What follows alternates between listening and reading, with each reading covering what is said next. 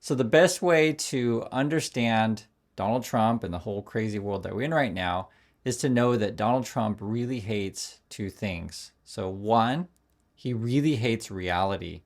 And two, he really hates experts. Why? Because experts constantly tell him what the reality is. They say, hey, these are the facts, these are the truth, these are the things that we surveyed for, like this is what's going on. And if that doesn't match his dementia driven world or the Delulu land that he lives in, he gets really angry, right? He'll shake his fist at the clouds or he'll tweet some nonsense at 3 a.m. in the morning. And sometimes, I don't even know if he knows what he's talking about. He's like literally just pooping out stuff nonstop. And so that's the world that we're in right now. Oftentimes, I feel like we're in a support group and trying to help each other make it through this time. It's like, hey, my name is Chris. I have to deal with this crazy grandfather. He constantly poops his pants and he gets upset if I tell him, it's 3 o'clock and he thinks it's 5 o'clock. It's actually kind of like that because, he wants to eat dinner and he gets really angry. Where's my dinner? Where's my dinner? It's like, hey, grandfather, it's only 3 o'clock. And if you ever deal with someone like that, you'll know exactly what I'm talking about. It's really a problem. And before, Trump basically promised everyone that he was going to bring down inflation, right? You guys know this. Obviously, that hasn't happened. You just go to the price of store, you can see the price of everything, and prices keep going up. And now we have Trump's tariff policy, which is going to make things even worse. You guys know this. And what's even crazy about it is the courts just ruled, as this appeals court of like, yo, your tariffs are illegal, which we already knew this stuff. And it's like, how does Trump get away with, well, I would say all the stuff he does. It was, you can see the phrases like, how does he get away with half the stuff? But it's like, literally, how does he get away with all the stuff? Like everything that's going on in the Trump administration is illegal. And it's frustrating on a daily basis. Like, why are we all living in this Delulu land? So there are people out there though that don't want to live in Delulu land. If you're watching my channel, you're probably one of them. And again, we're in the support group trying to just maintain some sanity, maintain some reality. And as I always tell you guys, is if you feel like the world's gone mad and it's starting to make you feel crazy because you're being gaslit all the time, I'll just say this: you are not alone, and we're just going to make it through this time together. So if you watched Trump lately, he had this insane 3.5 hour cabinet meeting.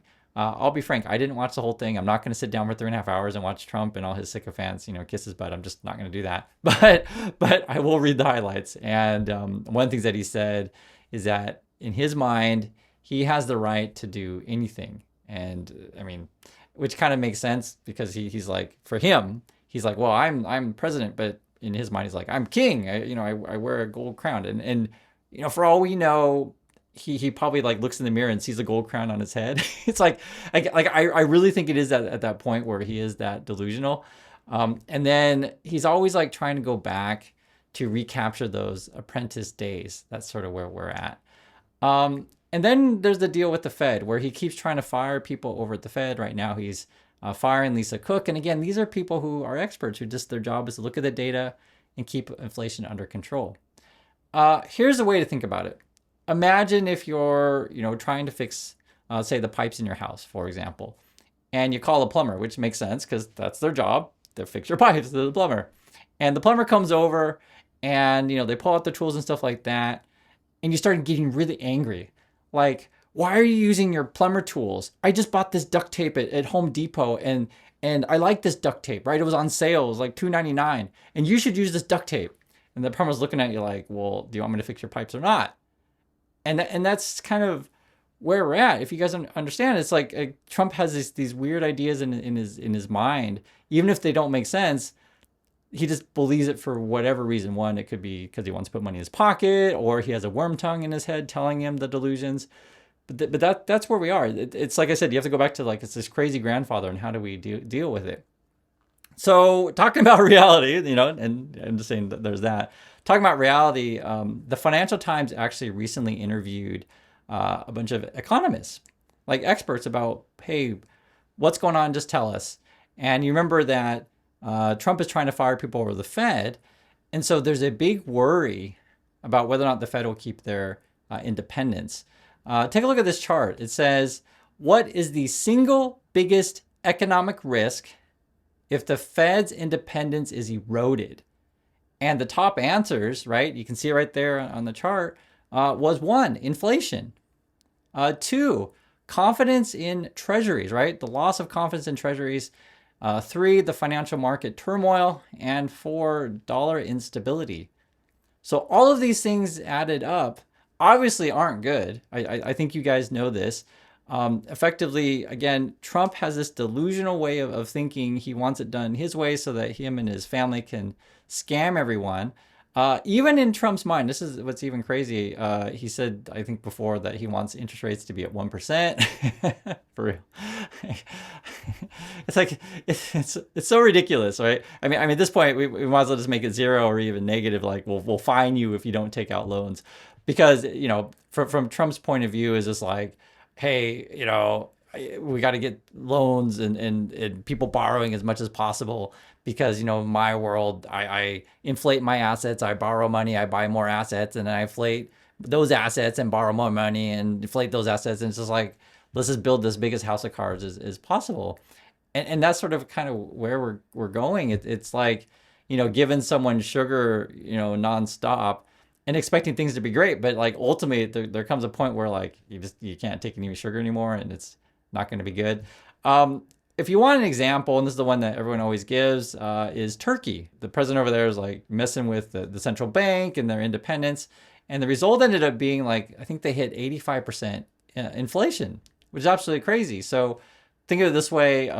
Imagine you go to the grocery store and the price of groceries is like $100, and then next year you go to the grocery store and the price of groceries is suddenly $185, right? I mean, that's the kind of situation that we could be in. And even in the Financial Times thing that I just showed you, the top worry if the Fed loses their independence, because again, Trump wants to fire as many people as he can and bring in all his lackeys, is that the Fed will no longer be independent, and then suddenly inflation will skyrocket. So that's where we are. Trump then feels like that he has all the power as long as he tweets something. And I remember, if you guys remember this, I think, I don't remember what it was exactly, but it was like, Trump was complaining about how should have more followers, and I think it might have been complaining about how Barack Obama, why does Barack Obama have more followers than me on Twitter or stuff like that. Like that's sort of like petty and insane that he is. And if you guys remember this stuff, you'll probably know what I'm talking about. It's like there's so many crazy things that he does. It's hard to keep up, but all this stuff put together, because I follow the stuff, and I'm sure you do as well. It just tells the total story. Again, he's like this crazy grandfather, and it's like always shaking his hands at the sky, and he pooped his pants and wants his dinner now, right? So what do you do? So what we need right now, guys, is we need effectively independence on various agencies at the government. We need to keep experts in place, and it's effectively just let people do their jobs. I was thinking about this. The best way to think about Trump also, he's like this insane micromanager who like always tries to tell everyone what to do, and he has no expertise in anything other than running a TV show, right? His whole sort of shtick is, I make you a bunch of promises that I won't keep, and I hope that my followers have short memories and short attention spans. It's crazy. I was reading through the Financial Times article thing as well, and when the economists described sort of this Trumpy world that we're going into, they use words like horrible and chaos, disaster. I mean, it's crazy. You can't make this stuff up. One economist actually even said that the Fed will become a puppet of the government. So obviously that's not a road that I want to go down, but unfortunately that's the road that we're in. And then there's this, which is being reported today. Trump and his family have this crypto thing I've been telling you guys about the last couple of days.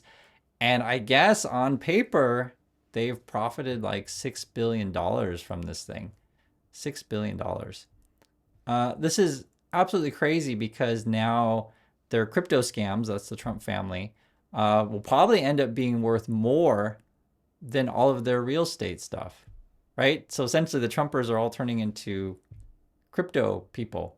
And then this came out from the Financial Times today. There's a Nobel Prize winner, I think his name was like Jean Tirole, basically giving a big warning about this crypto world, or all of these, stable coins that the Trumpers and all his buddies want us to buy, effectively saying that there could be a multi-billion-dollar bailout if all this stuff collapses.